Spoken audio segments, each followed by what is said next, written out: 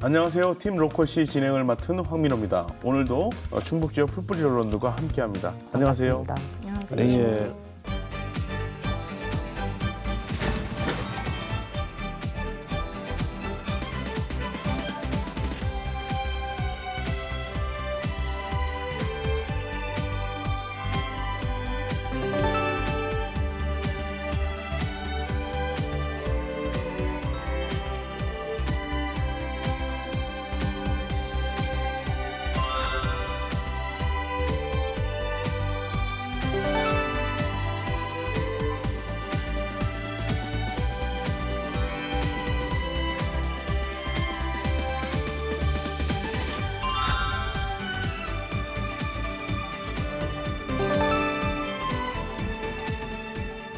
오늘 소개해드릴 분이 있습니다. 팀 로컬시와 함께 열심히 활동해 주셨는데 스튜디오는 처음이시죠? 네. 예, 음성타임즈의 고병택 대표입니다. 안녕하십니까. 음성타임즈 대표 고병택입니다. 저희 신문사는 전국 50여 개 풀뿌리 지역 언론사 연대체인 바른지역언론연대에 가입되어 있습니다. 옥천신문, 온 사람들, 저희 신문사가 합쳐져서 충북에서는 3개 신문사가 지금 같이 활동하고 있습니다. 오늘 첫 번째 주제는 충북을 떠들썩하게 만들었던 한 사건으로 이야기를 시작해 보려고 합니다. 2022년도에 청주에 한 불법 마사지 업소가 적발되었는데요. 충북 도내 공무원, 군인 등이 이곳에 다녀갔던 것으로 밝혀지면서 큰 파문이 일어났습니다. 그리고 심지어 충북교육청 소속의 공무원들까지 이제 30명 넘게 포함이 되어 있어서 굉장히 큰 논란이 되었던 사건입니다. 뭐든 이제 그 이유가 중요한 것 같습니다. 그래서 충북의 공직사회는 얼마나 나아졌는지 그리고 제대로 된 징계를 받았는지 이 부분에 대해서 한번 이야기를 나눠보겠습니다. 네. 청주의 한 마사지 업소 적발된 성매수남은 480여 명. 이 가운데 공무원 37명의 신분이 확인됐습니다. 경찰이 소속 기관에 수사 개시를 통보했지만 반응은 제각각이었습니다.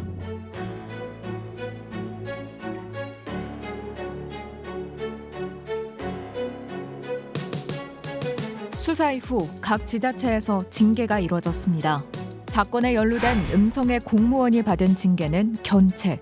팀 로컬시의 일원인 음성타임즈 고병택 대표가 감사팀을 찾았습니다. 견책을 줬다. 그럼 견책이라는 건 사실은 그 징계사유 중에서는 제일 이제 낮은 그런 게 되잖아요. 그래서 왜 이렇게밖에 할 수 없을까? 그럼 다른 뭔가 이유가 있을 거다. 군에서는. 그거에 대한 거는 뭐 저희가 적정하다고 생각해서 판단을 하긴 한 거거든요. 네. 그 행위에 대해서 벌금이나 이런 걸 매기잖아요. 그럴 때 이제 벌금의 금액이나 가해자가 뭐 많이 뭐 반성하고 있고 중하지 않다고 판단됨 뭐 이런 식으로 써 있거든요. 그래서 저희는 거기에 의해서 하고 있습니다. 크게 중징계와 경징계로 나눠지는 공직자의 징계. 이 중 견책은 승진에 있어 일부 불이익을 주는 가장 낮은 징계입니다. 성매매 사건에 가장 낮은 징계를 내린 이유는 무엇일까? 이에 담당자는 성비위 사건 징계에 관한 어려움을 말합니다. 저희 음주운전 같은 경우에는 무조건 경징계로 하는 대책이 있어요. 저 중징계로. 그쪽으로는 가하게 돼 있는데 저희 아직 뭐 이렇게 통보 오는 거에 대해서는 성매매가 약해요. 그 부분에 대해서는 특별히 뭐 이렇게 아직 대책이 있는 건 아니고요. 이게 그런 거 아닐까요? 예. 음주운전은 딱딱 부러져. 취소. 그렇죠. 무슨 예. 0점 몇. 네. 딱 정해져 있으니까. 벌금 몇 되든 법적으로 딱딱 떨어져. 네. 그러면 만들기가 쉬워요. 취소는 중징계. 그다음에 뭐 0.5라든가 뭐 이렇게 해서 벌금 얼마는 또 그렇죠. 뭐 이렇게 예. 딱딱 떨어지는데. 최근 들어 더더욱 엄격한 징계가 이루어지고 있는 음주운전. 혈중 알코올 농도 등 경중을 가려낼 정량적 수치가 정해져 있습니다.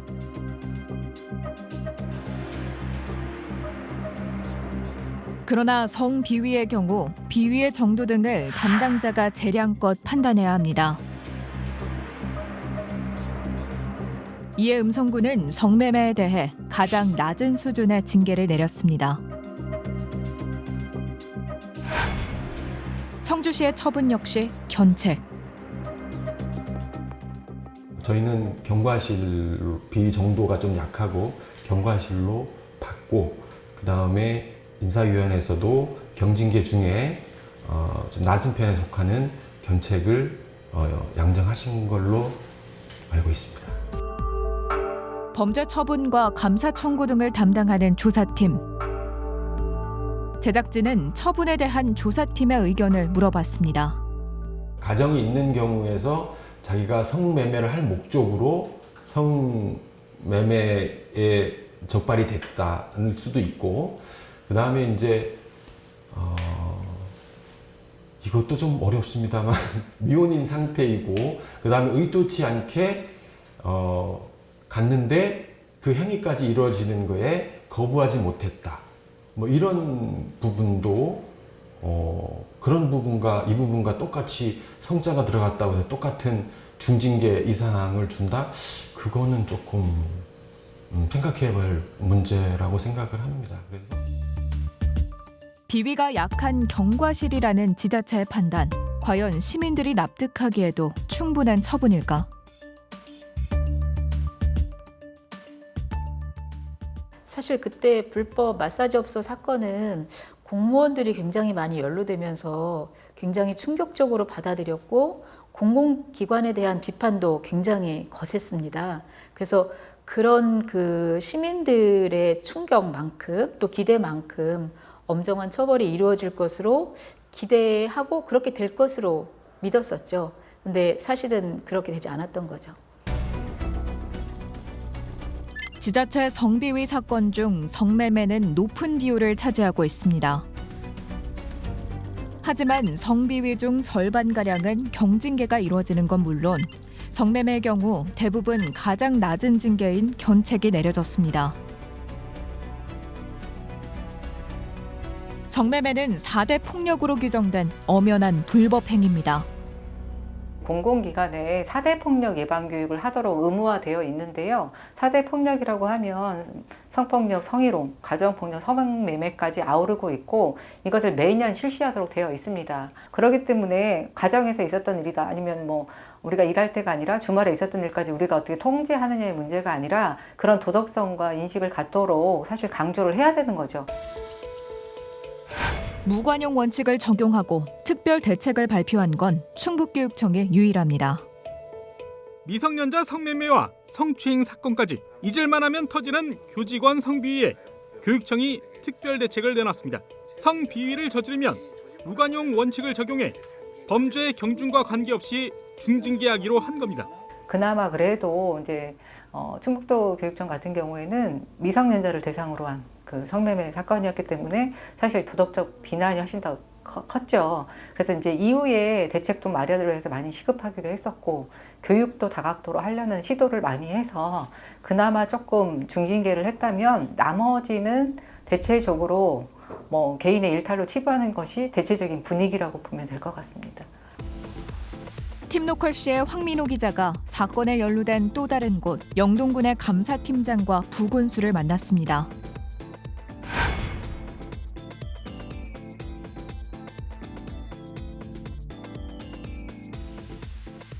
그러나 영동군은 팀로컬시의 요청을 거부했습니다. 근데 저희가 이제 인터뷰를 하려고 오늘 영동군에 아침에 갔는데 사실 인터뷰를 안 하겠다고 거부를 당했어요. 거부를 당하고 또 감사팀장 이야기로는 이것이 개인의 일탈이다. 개인의 일탈을 어떻게 우리가 일일이 다 사찰하듯이 그렇게 하느냐 못하게 하느냐 이런 얘기를 좀 했거든요.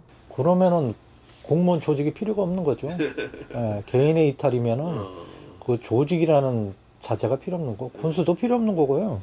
그리고 뭐 감사팀장님 그런 분들도 필요가 없는 거예요. 개인의 이탈이라고 그쪽에서 그런 식으로 생각을 하면은 그러면 감사할 일도 없고 개인 이탈이면 가정에서 알아서 해결해야 될 문제고 이런데.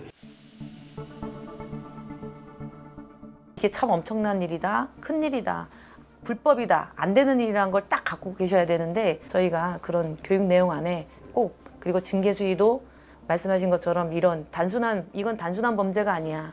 올릴 거야. 그런 거는 지금 저희가 감사팀하고 다시 한번 얘기를 좀 한번 해보도록 하겠습니다. 성비위와 솜방망이 처벌에 대해 유감을 드러낸 청주시 의원. 이제 행감 자료인데 성인지 예산을 보면 시민과 함께하는 열린 감사에는 우리 여성이 이제 33% 기준을 맞췄어요. 그래서 6명이고. 청렴한 시정을 위해 마련된 시민 감사관 제도. 청주시 감사관실에서 운영하는 이 제도는 성평등적 관점을 위해 여성 비율이 정해져 있습니다. 시민감사관, 열린감사관들은 그래도 최소치라도 적용을 해가지고 비율을 맞게 했는데 우리 감사관실에는 18%밖에 안 되네요. 조사팀은 특히 여성 직원이 필요합니다. 네, 청렴팀도 그렇고. 이거 좀 재정비를 해야 될 것 같아요. 우리 시장님이 단호하게 좀 고민하시고 인사과에서도 감사관실이랑 고민하셔가지고 해야 될 일 같습니다. 청주시 감사관실 여직원 대부분은 회계감사 업무를 담당하는 상황, 비위 행위 조사, 징계 의결 요구 등을 맡은 부서는 거의 남성으로 이루어져 있습니다. 시민 감사관 제도를 성평등적 관점에 맞춰 운영하는 감사관실은 정작 여성 비율이 적은 것으로 보여집니다. 33.3% 여성 비율을 수년째 유지하고 계시더라고요. 이제 남녀 평등을 위해서 이제 그 정도 유지를 하기 위해서 매년 유지를 하고 있습니다. 남성만 특정 성별만 참여를 하면은 한쪽으로 편중될 수 있기 때문에 최대한 남녀 성별 동일한 혜택을 주기 위해서 시민감사관으로 이렇게 뽑고 있습니다. 성희롱, 성추행 등 또 다른 성비위 사건에 대해선 어떤 처분이 이루어졌을까? 이거는 제가 이 서류는 못 보여드리는데 제가 감사관실에 어제 요청을 해서 받은 거예요. 성비위 사건에 회식 중 신체 접촉을 했다는 거예요. 신체를 접촉했다.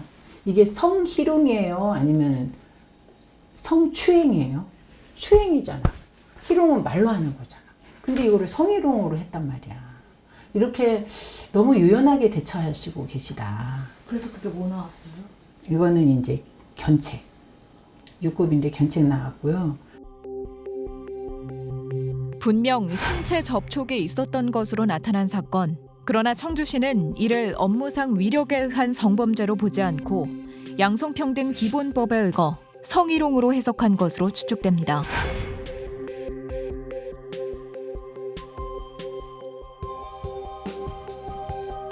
유사한 사건이 발생했던 진천구는 어땠을까? 2021년 성 관련 비위는 성희롱 등 품위 유지의 의무 위반으로 최종 파면 처분됐습니다. 2023년 직원들이 불필요한 신체 접촉 및 부당한 안마 요구 등에 대해 신고한 건입니다. 조사 결과 비위 행위가 중하다고 판단, 최종 정직 처분된 사항입니다. 진천군에서는 성 관련 비위에 대해 무관용 원칙에 따라 엄중 문책하고 있습니다.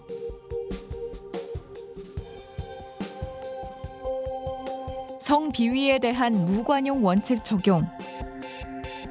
다른 지자체 역시 성 비위를 무관용 원칙으로 다스릴 의향이 있는지 물어봤습니다. 모든 걸 무관용 원칙에 입회해서 결정한다? 그거는 상당히 위험한 일이고요. 제가 생각하기로는 어려운 일이라고 생각을 합니다.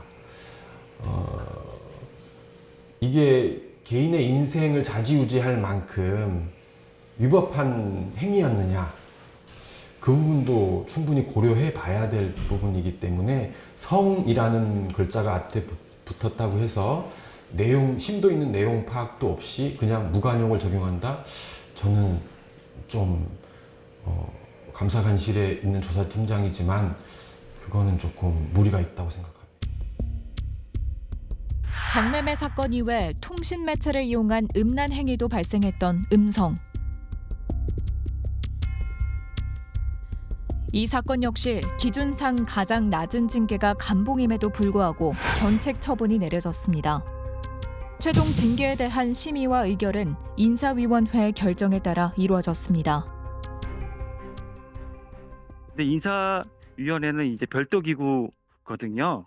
별도 독립기구로서 인사권자는 징계 양정만 할 수 있고 인사위원회는 요구 양정 수준에 기속받지 않고 징계 의결을 할 수 있게 되어 있습니다. 근데 그 인사위원회의 그 부군수님은 어떤 의견이실까요? 부군수님은 위원장으로서요.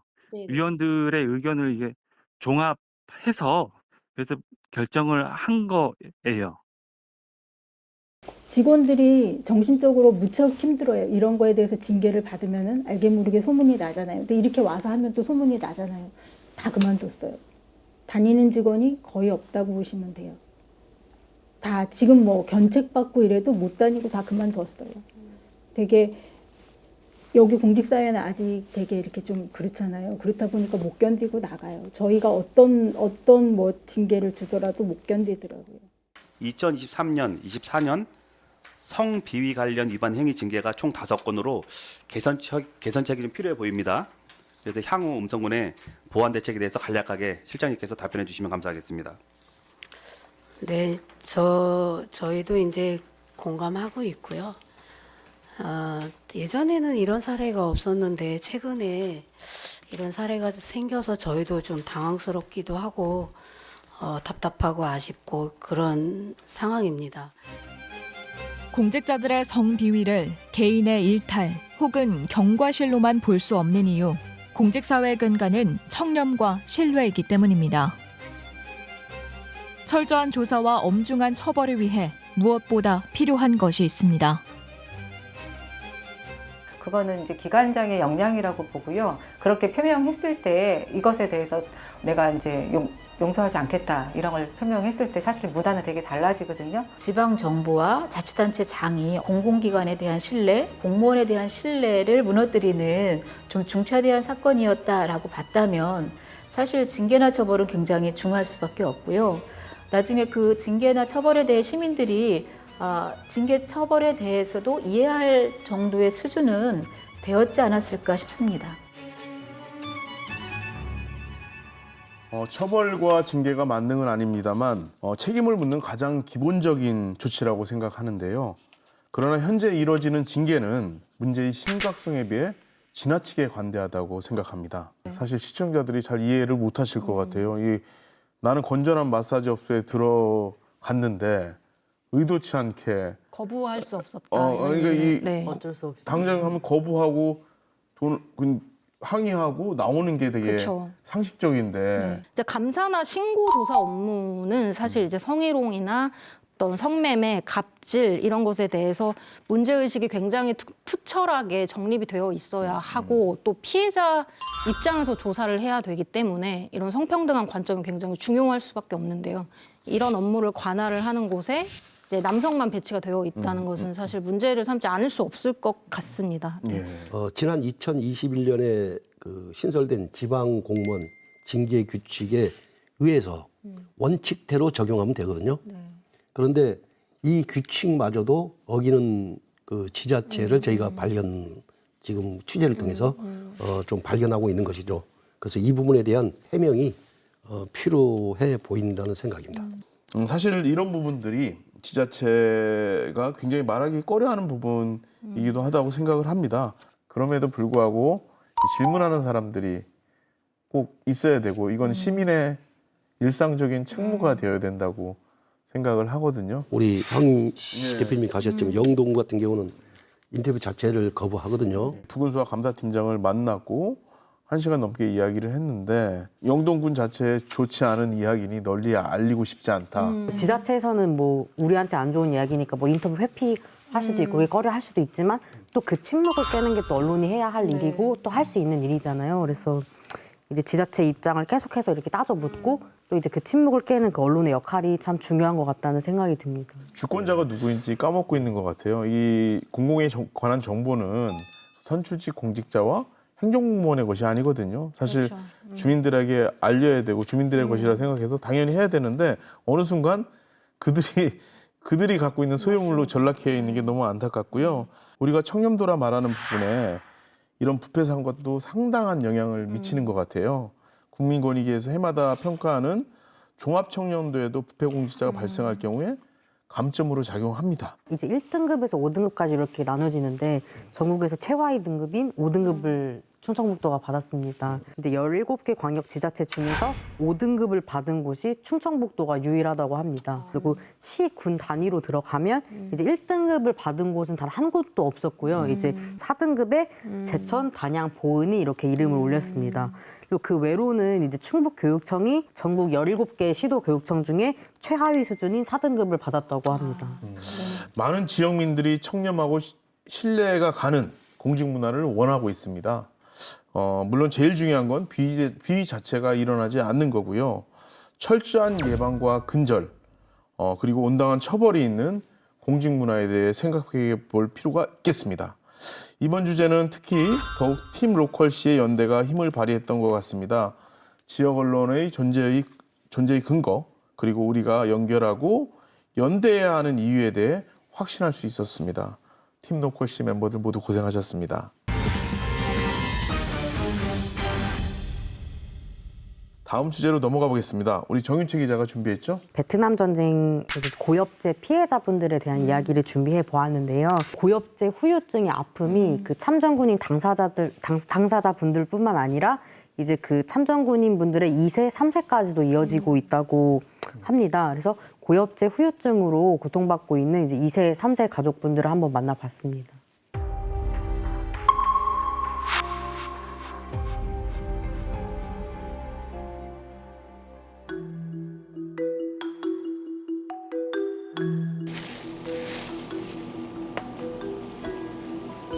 원래 저는 요리사였어요. 이탈리아 유학 가서 서울 쪽에서 호텔이랑 레스토랑 다니다가 고민하다가 빵집 창업을 했어요.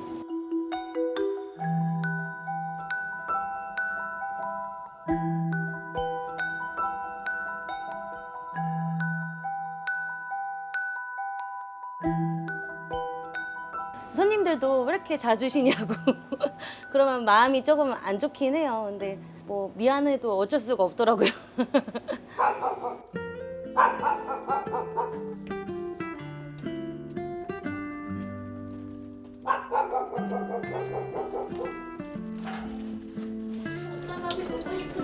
김치볶음밥 해줘? 아, 나이스.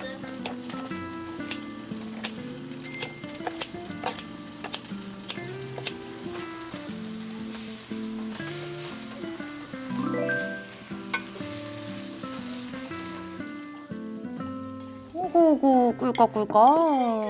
주먹고. 엄마 이것 봐요. 이 녀석도 이분 척추증에 쇠양이라고 해서 항문이 막혀서 태어나고 신장도 하나고 복합적인 기형이 있는데 그게 연관이 있을까요? 이러니까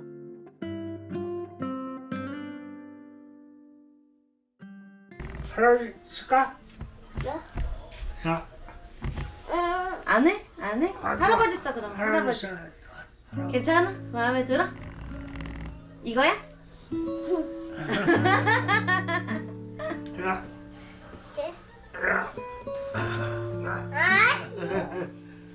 시원하지? 그게 고엽제 선천성 결함으로 아예 자료가 나와 있더라고요. 엄마한테 물어봤어요. 엄마, 아빠 고엽제 안 맞으셨지? 우리 아빠는? 아예 그냥 질문 자체를 안 맞으셨지? 우리는 상관없지? 그렇게 물어봤는데 엄마가 갑자기 표정 변하더니 맞았대. 이러면서 또 한 번 충격을 받았죠. 아니었으면 좋겠는데 이러면서. Agent Orange. During the Vietnam War, Americans were told that spraying millions of acres of dense jungle with Agent Orange would deprive the Viet Cong of cover and save GIs' lives. 드라마통으로 나오거든요. 특별한 뭐 이게 저기도 없이 그냥 이렇게 뿌리는 거야 이렇게 채소밭에 뭐 이렇게 약 주는 정도로밖에 그렇게 생활 안 했다고. 근데 그 후에 알았죠. 후에.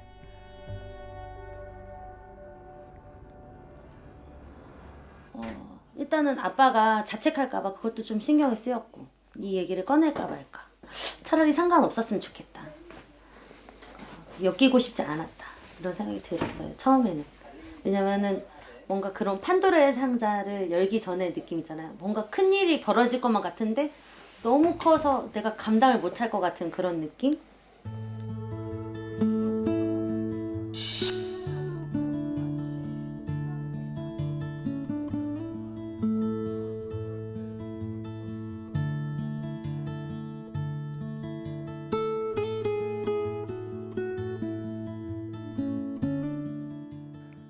이 손자 저기 하면은 받기 쉽지를 않더라고.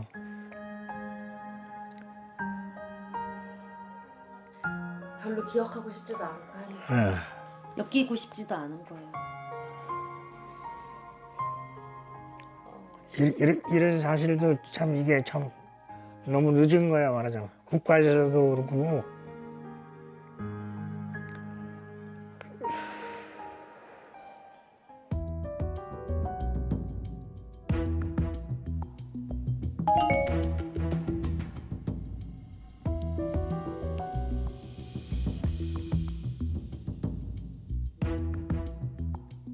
호재 씨 같은 경우는 이제 아버님이 월남전 이제 참전 이제 군인이셨고 본인이 이제 말초신경 부분들이 여러 부위에서 손상됐다고 하는 것을 직접 신경 전도 검사를 통해서 확인을 했습니다. 그리고 3세 피해 중에서 일반적으로 이제 좀 관찰이 자주 되는 거가 항문 폐쇄라든가 그런 것도 있고 소화기 이쪽에 기형 형태가 있는 경우, 발달 장애가 있는 경우, 또 생식기 쪽에 이상이 있는 경우 이런 경우가 이제 3세 피해에 연관될 수 있는 부분인데 이제 주로 있는 거가 기형 형태인 척추이분증이 있어서 이제 1세, 2세, 3세가 다 확인이 되는 거죠.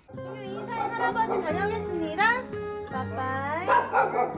이거 고개 숙여서 인사 한번 해봐. 다녀오겠습니다. 아이고. 아이고 착해라. 네, 재활 잘 받고 저는 병원 잘 다녀올게요. 네. 빠이빠이. 빠이빠이. 빠이빠이. 아이고 착해라. 그러니까 충분한 연구가 많이 되면 그러면은 이것이 과학적 근거를 가지고 후유증이다. 그리고 또 2세 피해와 관련해서는 전달될 수 있는 질환은 어떤 것이다라고 하는 부분들이 충분히 연구되면 그러면은 법률적으로 보상을 할 때도 이제 근거를 가지고 이렇게 할 수 있는데 사실 이것에 대한 연구가 충분치 않았습니다. 많지 않고 그런 상태이기 때문에 그런 과정 속에서는 억울한 분이 나올 수 있죠. 이제 고엽제에 대한 피해인데도 불구하고 제대로 보상받지 못하고 어렸을 때부터 피해를 경험하거나 이런 분들이 충분히 있을 수 있기 때문에 아니 여기 앉을 거야. 앉아요. 하나, 둘, 셋. 어디 갔지? 저 갖고 와, 동요가.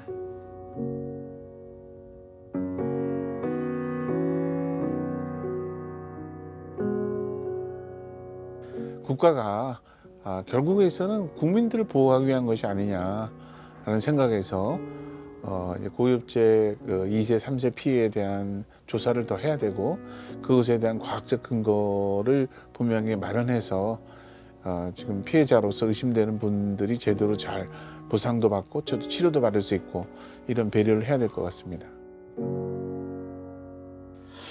그 정윤채 기자는 그 사실 베트남 전쟁 같은 일들이 아예 실감도 안 되는 세대이잖아요. 할아버지 때부터 시작해가지고 저보다 완전 어린 아이들이 손주 세대까지도 이어지고 있다는 게 좀 많이 충격적이었고 물론 뭐 전쟁의 상처에는 뭐 유통기한이 없다 뭐 이런 말도 있지만 근데 좀 주목해야 될 부분이 미국에서는 2세 피해자로 인정해주는 질병이 18가지예요. 18가지 질병을 인정을 해주는데 우리나라 같은 경우에는 이제 척추 이분증, 그리고 이제 말초 신경병증, 그리고 하지마비, 척추 병변 이렇게 3가지 질병에 대해서만 인정을 해주고 있거든요. 인정 범위가 좀 많이 좁은 거죠. 예. 근데 여기 더해서 고엽제 후유증하고 후유의증을 이렇게 나눠요. 만약에 아버지가 고엽제 후유의증으로 이렇게 판정을 받으신 상태면은 그 2세 피해자로 인정을 못 받아요. 아버지가 고엽제 후유증인 경우에만 이제 2세 피해자로 인정을 해주는 거예요. 이제 막 태어나고 있는 생명들에게도 후유증이 계속해서 이어지고 있고 우리가 파악하지 못하는 피해들도 사실 있을 거란 말이죠. 이제 인간에 대한 폭력, 자연에 대한 폭력들 분명히 있을 것이고 지금 국제사회에서도 계속해서 전쟁이 진행이 되고 있는 와중에 이제 우리가 전쟁에 대한 경각심을 다시 한번 이제 확인을 해야 될 시점이 아닌가 싶습니다. 매달 여러분께 인사드렸던 팀 로컬 씨, 아쉽게도 오늘이 마지막 방송입니다. 다들 함께한 소감 한 말씀만 해주시죠.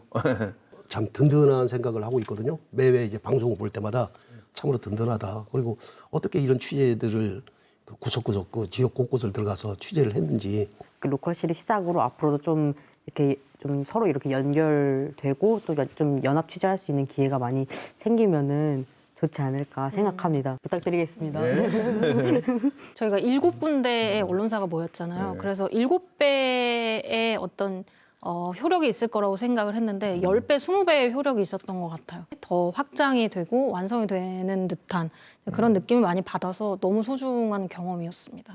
충청북도는 또 여건상 지리적으로 길쭉하다 보니까 서로 만날 일이 많이 없었던 것 같아요. 그런데 어쨌든 행정구역으로 같이 묶여 있다 보니까 같이 공동으로 대응하면 해결될 일들이 많이 있을 거라고 생각을 하거든요. 저도 이제 새로운 경험이었고요. 아직 담지 못한 이야기들이 너무나 많이 맞습니다. 있습니다. 그렇기 때문에 여기서 막을 내려야 한다는 게 안타깝지만 다시 시작할 수도 있지 않을까? 그리고 그런 생각을 해봅니다. 그래서 언제든지 다시 시작할 수 있도록 현장에서 같이 뛰고 연대하고 그렇게 여러분 곁에 있도록 하겠습니다. 팀 로컬 씨 여기서 인사드립니다. 함께해 주신 여러분들 고맙습니다.